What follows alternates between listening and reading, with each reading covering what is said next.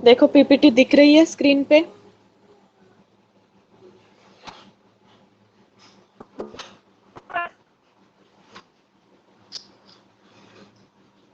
PPT दिख रही है स्क्रीन पे?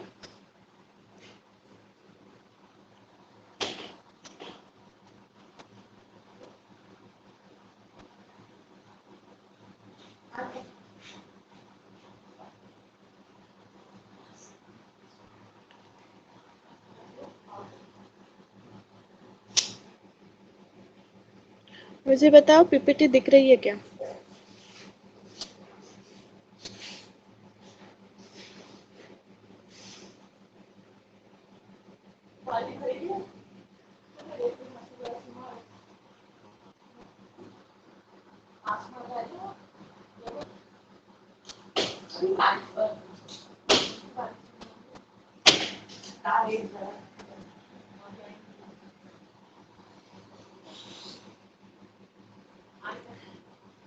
Yes everyone, is this PPT visible?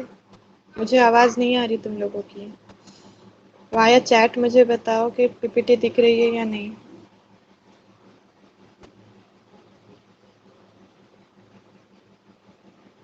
Yes ma'am, दिख रही है। ठीक है।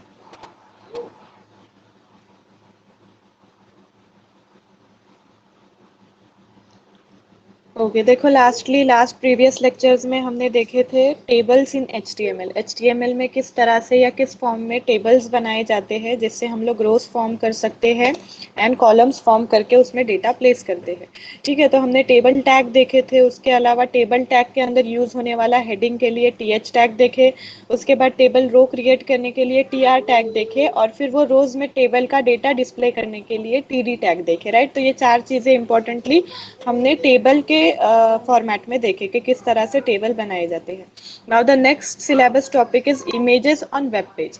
Now you can see in the second slide over here कि यहाँ पे 3 इमेजेस नजर आ रहे हैं, 3 पिक्चर्स यहाँ पे एक पेज पे एक के साथ एक ऐसे चिपक के नजर आ रहे हैं तुम लोगों को कि एक सीरीज में पिक्चर्स यहाँ पे लगाए हुए हैं। नाउ अगर किसी वेबसाइट पे या किसी भी वेब पेज पे अगर तुम लोगों को इमेजेस डिस्प्ले करने हैं तो बैकग्राउंड में उसके लिए कोडिंग करनी पड़ती है या फिर एचटीएमएल में उसके कोड्स या फिर टैग्स लगाने पड़ते हैं, जिससे जाके वो इमेज जो है वो तुम्हारे वेबसाइट पे नजर आएगी। अगर सिंपली वर्ड में तुम लोग कभी कोई इमेज करते हो प्लेस, तो क्या करते हो, सिंपली कॉपी पेस्ट करते हो, यहाँ से जहां से भी पिक्चर उठानी है वहां से कॉपी करके वर्ड में जाके पेस्ट कर देते हो तो वो वहां पे दिखती है। राइट, यहाँ पे क्या होता है, बैकग्राउंड में तुम लोग इमेज की कोडिंग करोगे या फिर टैग लगाओगे जिसमें तुम्हारा इमेज का टैग रहेगा।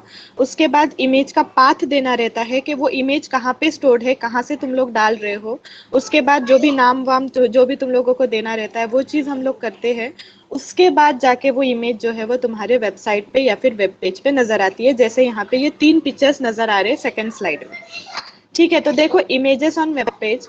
The HTML image tag is used to embed an image in a web page. तो अगर किसी भी वेब पेज में तुम्हें इमेज डालनी है तो तुम लोग क्या यूज करोगे, इमेज टैग को यूज करोगे, दैट इज IMG टैग। तो एंगुलर ब्रैकेट्स में IMG टैग को ओपन करना है। इसके बाद इसके हेल्प से हम लोग क्या करते हैं, इमेज को एम्बेड करते हैं किसी भी वेब पेज में या किसी भी वेबसाइट में। ठीक है, images are not technically inserted into a web page, images are linked to web pages. Now see, अगर तुम लोग बोलोगे कि वो प्रॉपरली जैसे कॉपी पेस्ट वाला फॉर्मेट रहता है, यहाँ पे वो चीज नहीं होती। हम लोग क्या करते हैं, एक पिक्चर को उठा के वेब पेज में नहीं डालते, हम लोग क्या करते हैं उसका पाथ लगाते हैं कि ये इमेज जो है ये यहाँ पे स्टोर्ड है, देन उसका लिंक हम लोग क्या करेंगे, वेबसाइट में डालते हैं। उससे क्या होगा, जो इमेज रहेगी वो लिंक हो जाएगी तुम्हारे वेबसाइट पे या फिर वेब पेजेस पे। तो इस तरह से तुम लोग टेक्निकली एक इमेज को इंसर्ट नहीं करते हो, तुम लोग क्या करते हो, उस इमेज को तुम्हारे वेबसाइट पे लिंक कर देते हो। ठीक है, तो इमेज टैग क्रिएट होता है। ठीक है, इमेज टैग क्रिएट होने के बाद क्या करते हैं, उसके अंदर बहुत सारे एट्रीब्यूट्स लगते हैं। अब एक इमेज टैग को तुमने ओपन कर दिए, इमेज टैग ओपन होने के बाद क्या होता है, उसके अंदर के एट्रीब्यूट्स लगाए जाते हैं कि किस तरह से एट्रीब्यूट्स देके तुम लोग इमेज को जैसे पोजीशन दोगे, लेफ्ट साइड में पोजीशन करना है तुमको, राइट साइड में या फिर सेंटर में पोजीशन करना है इमेज को, या फिर इमेज की हाइट और विड्थ तुम लोग सेट कर सकते हो। उसके अलावा एक अल्टरनेट का एट्रीब्यूट रहता है, तो ये सारी चीजें आगे हम लोग देखेंगे। तो देखो, the image tag is empty, it contains attributes only and does not have a closing tag. Image tag का भी कोई क्लोजिंग टैग नहीं रहता, ये भी जान लो कि इमेज टैग ओपन होने के बाद इमेज टैग को हम लोग क्लोज नहीं करते। क्यों? क्योंकि उसके अंदर सिर्फ एट्रीब्यूट्स रहते हैं, जैसे मैंने अभी बताई कि हम लोग लिंक देंगे कि कहाँ पे इमेज स्टोर्ड है उसका। फिर उसके बाद अल्टरनेटिव टेक्स्ट रहेगा कि अगर कभी हमारी इमेज लोड नहीं हो पाई ड्यू टू नेटवर्क, तो वहाँ पे क्या अल्टरनेटिव टेक्स्ट लिख के आना चाहिए। ठीक है, तो ये सारे एट्रीब्यूट्स यूज होते हैं इमेज टैग के साथ। The image tag has two required attributes, तो दो इंपॉर्टेंट एट्रीब्यूट्स जो कि डालना जरूरी है, कंपलसरी है, वो कौन से है? First one is SRC, that is source. ठीक है, यहाँ पे हम लोग स्पेसिफाई करेंगे इमेज का पाथ कि हमारे कंप्यूटर में या पीसी में वो इमेज कहाँ पे स्टोर्ड है, जैसे सी ड्राइव स्लैश, फिर उसके बाद सी ड्राइव में कौन सा फोल्डर का नाम है, तो फोल्डर का नाम दे देंगे हम, फिर स्लैश, फिर उसके बाद इमेज का नाम डॉट जेपीजी या फिर PNG, जो भी टाइप की इमेज रहेगी वो। ठीक है, ये करके देखेंगे। फिर उसके बाद ALT, that is alternative attribute, specifies an alternate text for the image. देखो, कभी कभी नेटवर्क इशू के वजह से कोई इमेज लोड नहीं हो पाती, या फिर हो सकता है कि वो इमेज वहां से हट गई हो, इसीलिए वो इमेज नजर नहीं आती हमें वेबसाइट पे। तो उसके अलावा अगर कभी इस तरह का प्रॉब्लम अराइज हो रहा है, तो एक अल्टरनेटिव टेक्स्ट लिख के आना चाहिए, दैट मीन्स के due to network issue this image is not available, या फिर this image is temporarily down. तो ये तरह का टेक्स्ट अगर अल्टरनेटिव टेक्स्ट लिख के आता है, तो जो यूजर है उसको समझ में आता है कि जो ये इमेज है ये प्रॉपरली नजर नहीं आ रही है, फिलहाल ये विवेबल नहीं है। तो ये तरह का टेक्स्ट लिखकर आना चाहिए, इसीलिए हम लोग अल्टरनेटिव एट्रीब्यूट देते हैं, जिससे यूजर को समझ में आता है कि कुछ तो इशू है, नेटवर्क इशू है, या फिर किसी वजह से ये इमेज जो है वो नजर नहीं आ रही। ठीक है, तो this is all about images on web page. अब किस तरह से इसको हम अप्लाई करते हैं ये चीज देखेंगे। नाउ सी दी सिंटैक्स। सिंटैक्स में देखो, इमेज का सोर्स दिया हुआ है, जैसे इमेज मैंने बताई, एंगुलर ब्रैकेट में इमेज टैग ओपन होगा, दैट इज IMG लगाने के बाद जो तुम्हारा एट्रीब्यूट था SRC, हम वो लगा देंगे।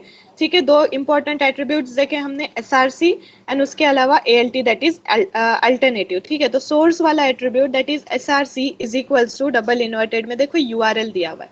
अब ये URL में हम लोग क्या लगाएंगे, हमारे इमेज का पाथ देंगे कि हमारे कंप्यूटर में वो इमेज कहाँ पे स्टोर्ड है। तो सपोज मेरी इमेज सी ड्राइव में एक फोल्डर नेम समीना में स्टोर्ड है, तो मैं क्या करूंगी, सी ड्राइव स्लैश, फोल्डर का नाम क्या है मेरा, समीना, फिर अगेन मैं स्लैश दूंगी और फिर इमेज का नाम मैं लगा दूंगी, जैसे कि हो सकता है वो इमेज फ्लावर के नाम से सेव हो, तो फ्लावर डॉट जेपीजी, इस तरह से मैं डबल इन्वर्टेड में लिखूंगी। अगर वो जेपीजी इमेज नहीं है, PNG इमेज है, तो एक्सटेंशन क्या आएगा, डॉट PNG, या फिर अगर वो GIF वाली इमेज है तो एक्सटेंशन आएगा डॉट GIF। ठीक है, तो इस तरह से जो एक्सटेंशन वाली इमेज रहेगी वो एक्सटेंशन लगाना कंपलसरी है, वरना इमेज नजर नहीं आएगी। तो इस तरह से मैं लिंक दे दूंगी SRC में। उसके बाद ALT में अल्टरनेटिव टैग में मैं क्या करूंगी, अल्टरनेट टेक्स्ट दूंगी।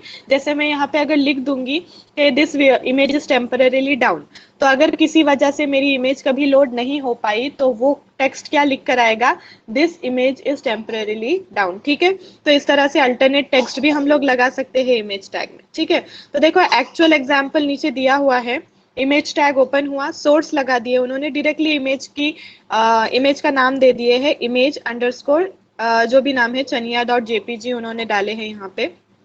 तो ये डायरेक्टली नेम दिए हैं, क्योंकि डायरेक्टली वो पाथ स्पेसिफाई कर रहे हैं, किसी फोल्डर में उन्होंने उनकी इमेज को स्टोर्ड नहीं रखे हैं, डायरेक्टली पाथ दे रहे हैं। अगर वो इमेज किसी फोल्डर में स्टोर्ड है, लाइक सी ड्राइव, या फिर सी ड्राइव के अंदर भी और एक फोल्डर बना हुआ है, तो हमें फोल्डर का नाम स्पेसिफाई करना जरूरी है, वरना इमेज नजर नहीं आएगी। ठीक है, फिर उसके बाद अल्टरनेटिव टेक्स्ट देखो क्या है, फ्लावर्स इन चनिया या जो भी है, तो ये सारी चीजें जो है हम लोग कर सकते हैं इमेज टैग के साथ। तो इमेज टैग में दो इंपॉर्टेंट एट्रीब्यूट्स होते हैं, that is SRC and ALT। SRC से हम सोर्स या फिर पाथ स्पेसिफाई करते हैं इमेज का, एंड ALT से हम लोग अल्टरनेटिव टेक्स्ट देते हैं, जिससे कभी हमारी इमेज अगर लोड नहीं हो पाई तो वो टेक्स्ट नजर आता है। ठीक है, इज इट क्लियर, ये चीज समझ में आई?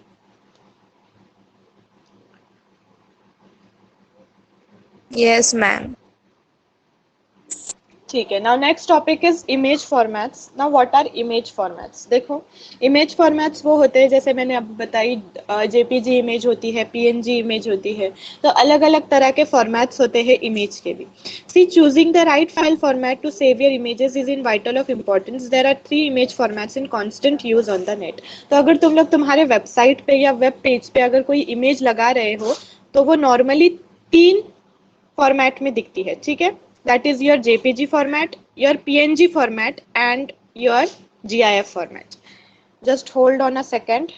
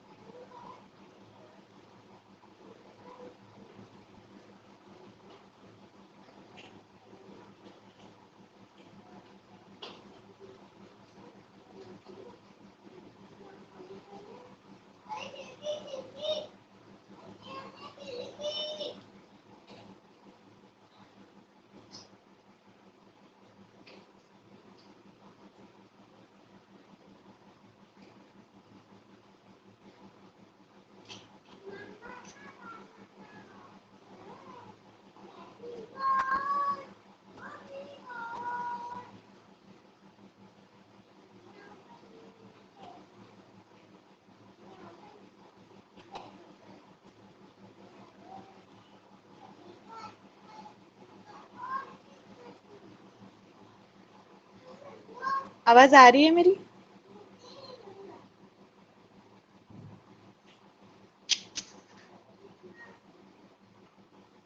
हेलो, आवाज आ रही है?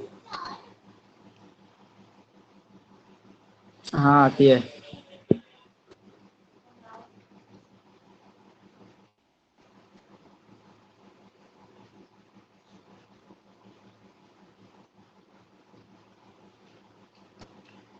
ठीक है, देखो स्क्रीन दिख रही है अब?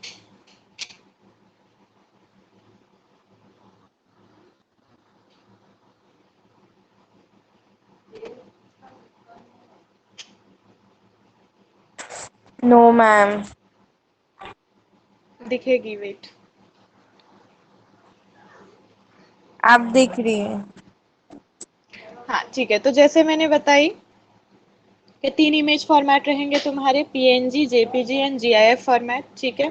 तो नॉर्मली यही चीज़ें रहती है, ये तीनों चीज़ें फॉर्मेट तुम लोग देख चुके हो तुम्हारे। कभी कभी ना हर चीज़ में, जैसे व्हाट्सएप पे कोई इमेज शेयर करते हो या जीआईएफ शेयर करते हो, तो ये तीनों फॉर्मेट्स तुम लोग देख चुके हो। बट स्टिल डीपली एक एक फॉर्मेट को हम लोग देखेंगे।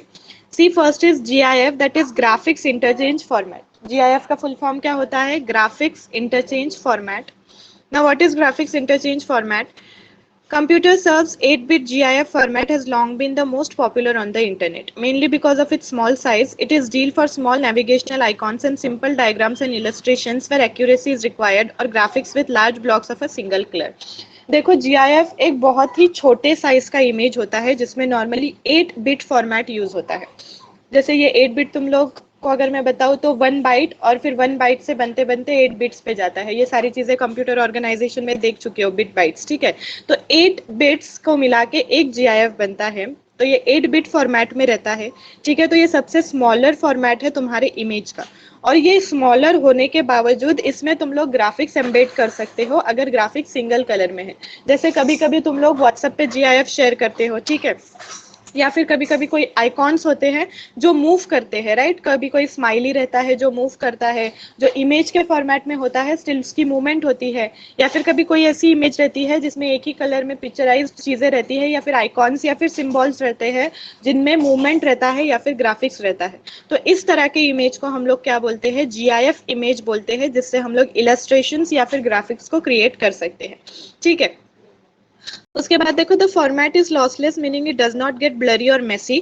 GIF use a simple technique. Now this is the most important thing कि ये जीआईएफ जो फॉर्मेट में इमेज रहेगी, ये ना तो मेसी हो सकती है या ना तो ब्लरी हो सकती है। तुम लोग ने नोट किए रहेंगे, जब भी व्हाट्सएप पे इमेजेस हम लोग शेयर करते हैं तो वो ब्लरी हो जाते हैं। जितनी कॉन्फ़िगरेशन के या फिर जितने इस क्लियरिटी के वो इमेजेस रहते हैं, उतना वो नहीं दे पाते, ठीक है। तो उसके अलावा अगर तुम लोग जीआईएफ शेयर करते हो तो जीआईएफ मेसी या ब्लरी नहीं होते तुम्हारे, वो कांस्टेंट उसी फॉर्मेट में नजर आते हैं, ठीक है। Called LZW compression to reduce the file sizes of images by finding repeated patterns of pixels, but this compression never degrades the image quality। तो यहाँ पे जो एक्सटेंशन यूज हो रहा है वो क्या है, LZW compression, ठीक है। तो ये क्या करता है, ये कॉम्प्रेशन जो है ये इमेजेस को इस साइज में ले आता है कि इमेजेस को अगर तुम लोग ज्यादा क्वालिटी में भी शेयर कर रहे हो तो उसकी जो क्वालिटी है वो डिग्रेड नहीं होगी, वो उसी क्वालिटी में शेयर होगी इमेज, ठीक है। आज का लेक्चर मैं यही एंड करती हूँ, मुझे दूसरा भी एक लेक्चर लेना है, तो फिलहाल मैं लेक्चर यही एंड करती हूँ। यहाँ तक चीजें समझ में आई तुम लोगों को? Yes ma'am. ठीक है, ओके, चलो बाय।